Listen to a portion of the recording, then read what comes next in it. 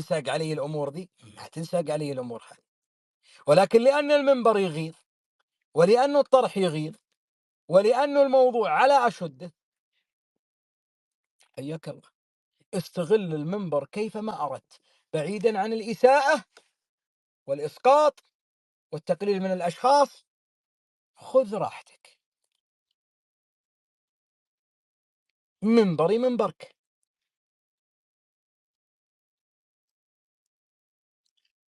في يوم من الأيام حُرموا بعض الأشخاص من المنابر، وأنا أعطيتهم المنبر، لأنه يبغى منبر، أنا أعرف إنه حلب المنبر هذا حلب، لكن الموضوع بالنسبة لي مهم جدًا، لأني أنا أكشف فيه تفاصيل كانوا سنوات طويلة يدعون أنها ما هي موجودة فيهم. مثال أسوق فيه الأمثلة، كانوا يتحدثون عن إنه الهلاليين أصحاب الطرح الواحد، أهل الجروبات اللي يجتمعون، وإنه إحنا دائمًا يعني نختلف في الآراء، وإنه نتقبل الرأي والرأي الآخر، وإنه بالأمس ظهر فهد الهريفي بتصريح ما خلوا فيه ولا بقوا، طلع ماجد عبد الله بتغريدة تحدث عنها أحد الأشخاص أو مجموعة من الأشخاص شُنِّعوا تشنيع في المساحات. في يوم من الأيام أشخاص قدموا طرح مختلف عن الطرح السائد اللي هم يقدمونه، شُنِّع فيهم بل جُرِّدوا من فراحوا. طبعًا الأشخاص هذولا أنا فتحت لهم المنبر وأعتز يعني إنه أنا فتحت المنبر لهم، ليه؟ لأنه أنا أردت إثبات ما لا يريدون إثباته، إذًا أنا أثبتت الفكرة ما أثبتت الشخص، وهذه قضيتي، كل ما أقدمه إثبات للأفكار بعيدًا عن تسويق الأشخاص. اللي يعتقد إني أنا من المساحة أسوّق لفلان وأسوّق العلان، والّا إني أنا باجيب واحد أغيظهم، لا، لا، لا، إذا كنت تعتقد إني بهذه السطحية وإنك ترى فيني هذا النموذج، أنا أقول يا أخي راجع نفسك يا أخي. أعتقد إنه بلغت من العلم إني ما أصير بهذه السذاجة، لا، أنا أؤصِّل لأفكار، هم نفوها عن أنفسهم سنوات طويلة، وهذول الأشخاص اللي قدموا طرح مخالف، لذلك استنسخوا الفكرة وراحوا جابوا هلالي يقولون إنه هلالي. وراحوا يقدمونه يهاجم إدارة نادي الهلال وتحقق 12 بطولة، بل حطوه عضو ثابت في مساحاتهم وحلبوا الموضوع هذا حلب.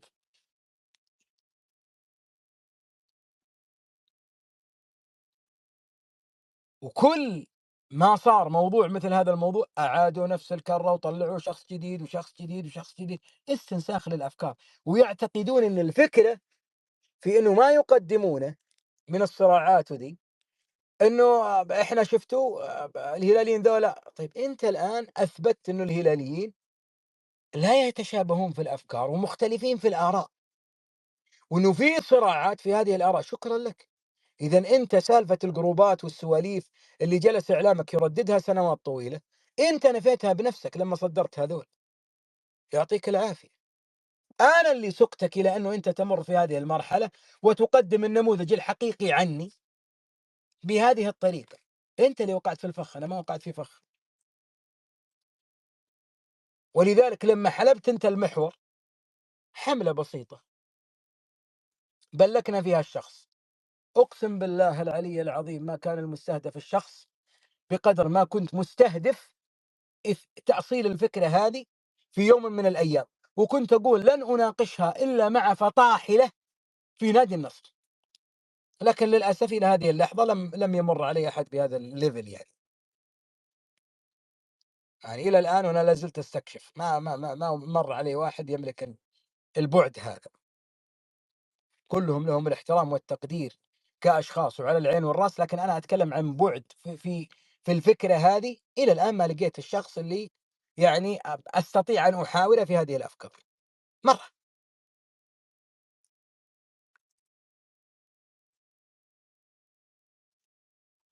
ولذلك لمّا بلّكنا الشخص ذاك ثارت ثائرتهم وراحوا فتحوا بدال المساحة 1000 مساحة، أنت ردة فعل وأنا من صنعة الفعل. هنا لمّا أقول لك تُقدّم الدروس،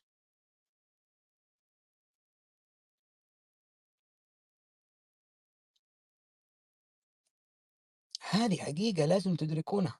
الهلاليين لديهم عمق في التفكير، والله لا يخالط شيء، ولذلك ما سلمنا ما سلمنا أبدًا من نتائج هذا التفكير لأنه أصبحت القضية ما تصارعني في الفكرة، أحارب الشخص نفسه، أنا أنفيه من الوجود بس أبقى أرتاح منه، وهذه كارثة، إنه أنت لا تستطيع مقاومة التفكير، فتبدأ في مقاومة الأشخاص. مثال: طلع أمس شخص، ابعدوا عنهم، اتركوهم، يريدون صناعة مشاكل مع الأندية الأخرى. ما صنعنا المشاكل مع الأندية الأخرى، ولا فتحنا المجال مع الأندية الأخرى. اسأل من ابتدى في خلق صراع مع الأهلاويين، خلق صراع مع الاتحاديين، خلق صراع مع الآخرين، ثم ابدأ قيّم. هذا أنت تكونك عضو شرف كشخص على العين والرأس، لكن ما قدمته كفكرة. فكرتك يا أبوي يعني نقعها وخلها في الطشت، لأنه أنت جالس تقدم لنا إنه حاضنة سيئة، المستفيد طرف رابع. وش نستفيد من خلافك يا أندرتيكر؟ تنصح، انصح من يقللون من الأندية وجماهير الأندية، بعدين تعال عندنا يا أخي. هنا الصدى يصل. بالأمس القريب ما هو بالبعيد، طلع علينا أحد السذج، أبو قاقا قريب، وتكلم في تغريدة، ورديت عليه في تغريدة وطنشته يعني، لأني شفت يعني حدود 600 مدري 700 رد، أقسم بالله إنه غسلوه غسل لا يمكن أن ينساه إلى يوم القيامة. وأنا أشكر الهلاليين، الله يبيض وجيههم، هذول المحزم المليان صدق. وغرّد تغريدة فيها إساءة مباشرة، للأسف إنه بعض الهلاليين جالس يتداول التغريدة إغاظةً في ذولاك، بس نسى إنه فيها إساءة لي أنا يعني. وأنت تعرف خويك، يعني المفروض إنه يعني بدل ما تغيظ ذولاك لا تجعلني الممر، الله يجزاك خير، ولا تجعلني الطريق اللي تسمح لذا النكرة إنه يسيء لي أنا، علشان وأقدر أرد على بعض الأشخاص وأقدر أرد عليه، لكن والله لن أقيم من عرض، أنا بارد على ذا، ترد على خبل.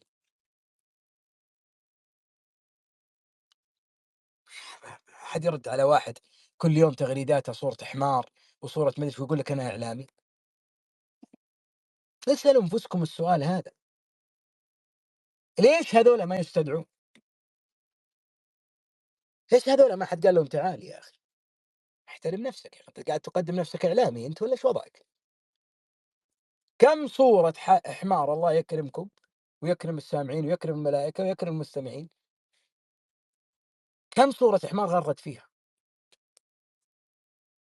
وفي نهاية الأمر يقول قل لي من جليسك أقول لك من أنت، لأنه لا يجالس إلا هذه الحيوانات، فإحنا عرفنا سر العلاقة التكاملية هذه.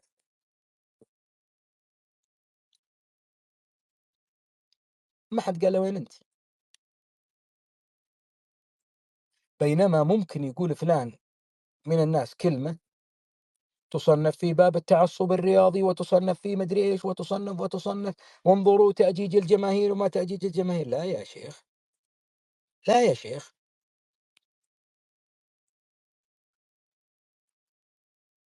للأسف إنه إحنا نعيش حالة من الوهن، والله العظيم أقسم بالله إنه نعيش حالة من الوهن.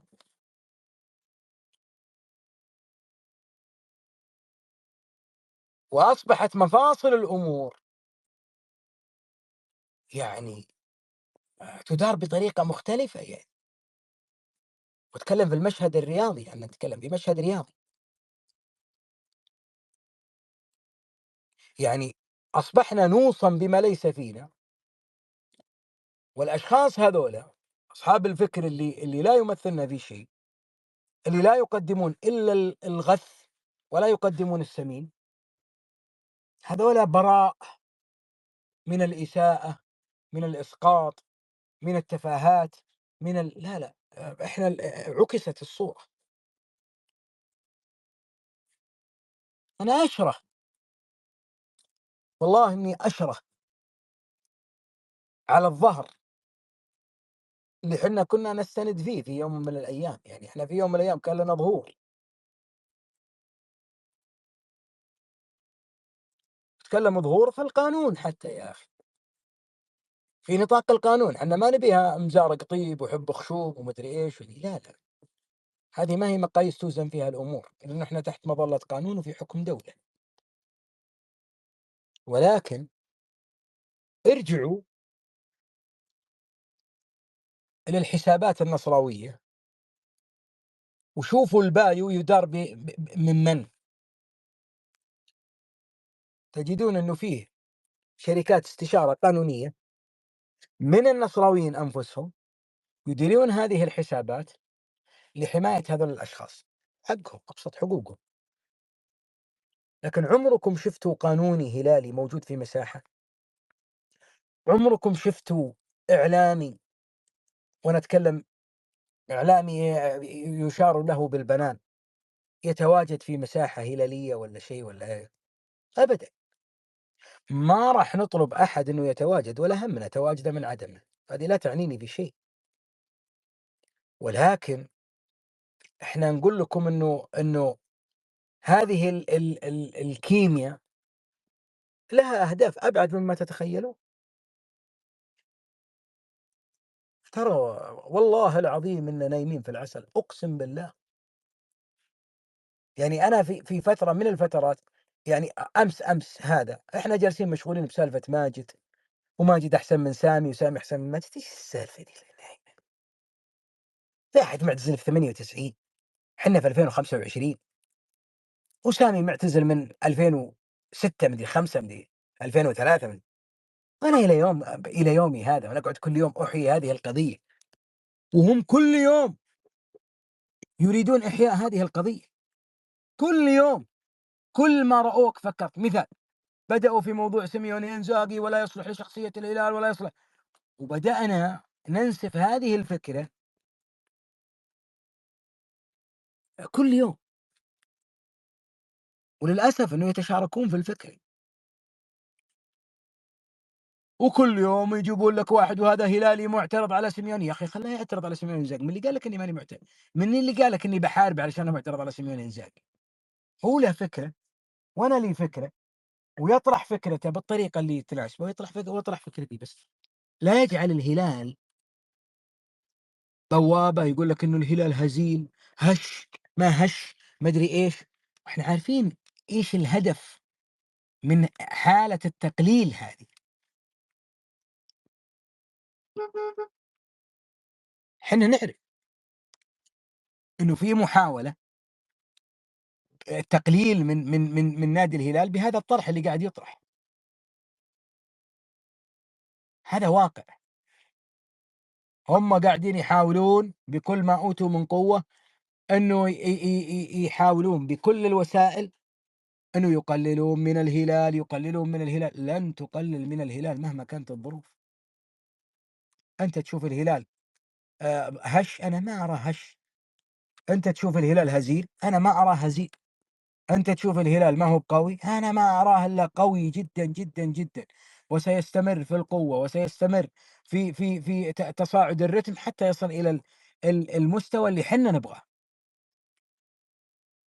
فيجيب لك واحد يقول لك هذا هلالي وهذا هلالي وهذا، والقى واحد أنت مين وأنت مين، يا رجل، يا أخي خلّه يقول اللي يقوله يا أبوي، خلّه بسلامته وخير يا طير، يعني وش اللي يغيّر في الهلال؟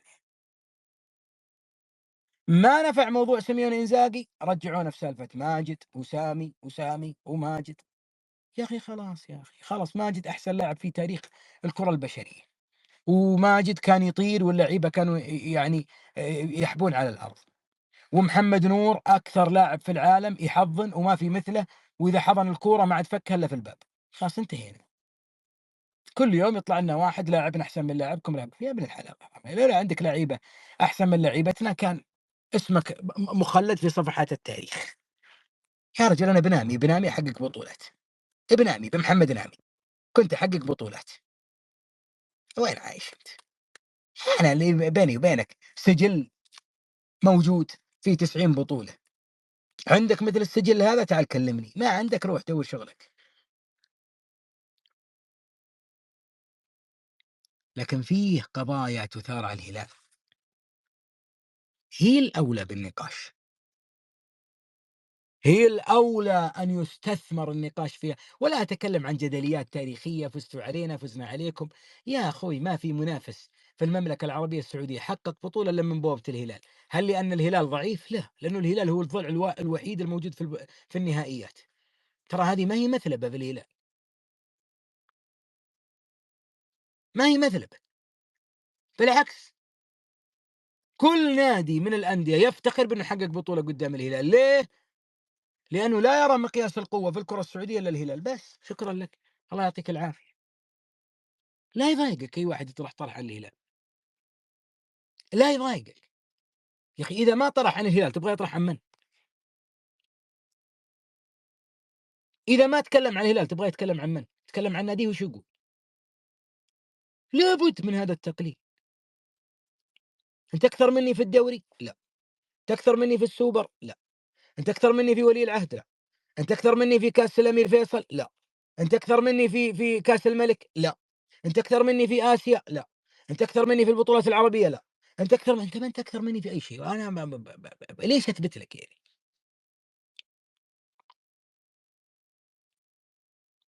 يا رجل عدد النقاط اللي أنت جمعتها منذ أن أنشئ الدوري لو تقسمه على 2 كفت الأندية، خلتهم يحققون كل واحد زيادة 3، 4 دوريات. يا رجل أنت واصل 9 نهائيات، 9 نهائيات، 9 نهائيات في دوري أبطال آسيا، 9، 9 حقق منها 4.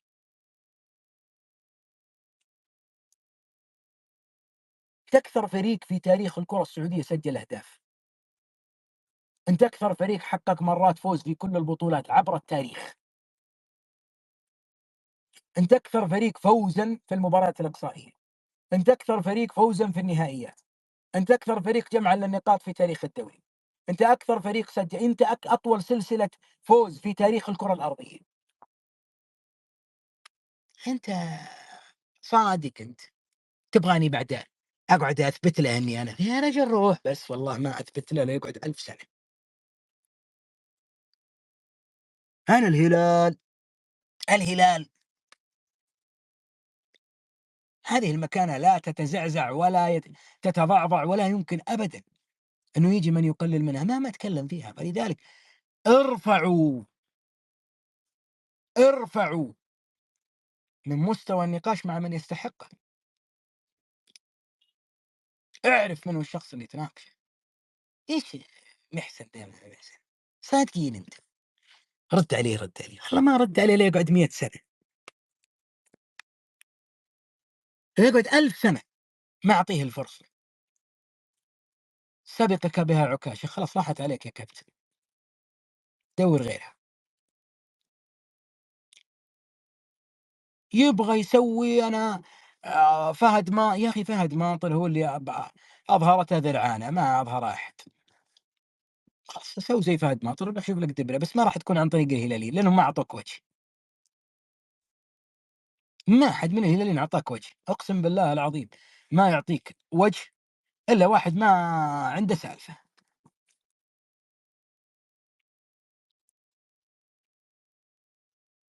وعشان أختم بشغلة، قبل شوي كانوا يتناقشون عن موضوع، بس عشان أوريكم برضو يعني هذه برضو عشان أخوي تاك يعني يتعلمها. أنت كنت فاتح موضوعك أنا غيرته 3 دقايق، غيرت الموضوع وخليتكم تمسكون في سالفة الأهلي والهلال والعداء والمدري إيش، وموضوعك كله تغير. يعطيك العافية، خلصت موضوعي وطلعت الله يصلح الحال. ما راح يعني أنا متأكد تريليون في المِيّة إنه الموضوع خلاص يعني طفى انتهينا، يعطيك العافية. لا تعتقد إني جاي علشان والله أبغى ما أدري إيش، والّا عشان سواد عيون فلان لا، الموضوع كله وبرضه يعني شرحت لك عن الوضع اللي أنت يعني قاعد تسويه، وأتمنى النصراويين وصلت لهم الرسالة يعني. لأنه أنا شبّهت مساحتك بمحمد البكيري في جريدة الرياضي، لمّا كان يستضيف النصراويين ويخلّيهم في حلوق الهلاليين، فأنت اليوم قاعد تمارس نفس الأسلوب، وأنا يعني على صغر سنك والله أصفّق لك، لأني أنا مبسوط إنه أكلوا طعم من إعلام ومن يعتقدون أنهم كبار جماهير، فلذلك أصفّق لك. يعجبني الذكاء، يعجبني الشخص الذكي. إذا كنت تعتقد إنه أنت يعني في المساحة استغلّيت المنبر، أنا أقول راجع معادلة الاستغلال، وشوف من اللي أحيا المنبر، وشوف من اللي كان يعني ب ب حجر الزاوية في هذا المنبر. وعلى فكرة لابد أن يُهيأ لك الجو. كيف يُهيأ الجو؟ أعطيك العنوان اللي يمشّي سوق النقاش حقي، الهلال. فطارق والله طارق ذكي، لا تعتقد شوف يا شباب، إذا كنتم تعتقدون إن طارق يهاجم الهلال وإنه ما أدري إيش، أنا أقول راجعوا أنفسكم. ترى طارق قاعد يقدم لكم خدمة جليلة، أقسم بالله ما تدركون ثمنها إلا بعد ما تصير القلبة، وهذه أنا متنبئها، فلا تسألوا. ترى أنا سعيد جدًا باللي قاعد يقدمه، ليه؟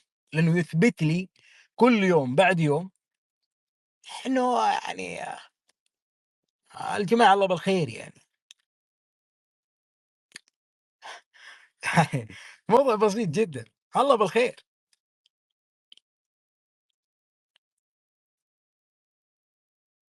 ركزوا في الجانب المشرق، خذ القضية من جانبها المشرق، لا تاخذها من جانب الهلال. الهلال إذا ما طقوا اسم الهلال يطقون مين؟ يا رجل أنت من يوم عرفت كرة القدم كم لكم 40، 50 سنة؟ عمرك في يوم من الأيام في أي نقاش ما سمعت اسم الهلال؟ والله لا أتحداك، والله لا أتحداك. تجلس مع الأهلاوي يجيب اسم الهلال، تجلس مع النصراوي يجيب اسم الهلال، تجلس مع الهلالي، إيش تبغى تفتح محور عنه؟ عن الأهلي تعال، عن الهلال تعال، عن النصر تعال، عن الشباب تعال، عن الاتحاد تعال، ما عنده مشكلة. ليه؟ بس يا أخي هو ناديه بنى المكانة ذي، بناها بالإنجازات، بالأرقام، بالتاريخ، وكل الأندية بنت إنجازات، هذه ما فيها اثنين، ما حد بيقلل من إنجازات الأندية. لكن لمّا أنا آجي أُجبر على التسويق فكرة مقيتة، إني أنا والله لازم أروح أتنحّر فلان وأتنحّر علان، وأقعد كل يوم فلان أنت اللي فيك ما يخطيك وفلان، يا أخي خلاص مرة، مرتين، 3 إيش تبي؟ طب خلاص أبى أغسلك وباضرب الباب، رديت عن نفسي، صلى الله على محمد، وش استفدت أنت؟ ما استفدت شيء. هذا اللي تبغى تقدمه يعني من طرح؟ أعتقد إنه أنا يعني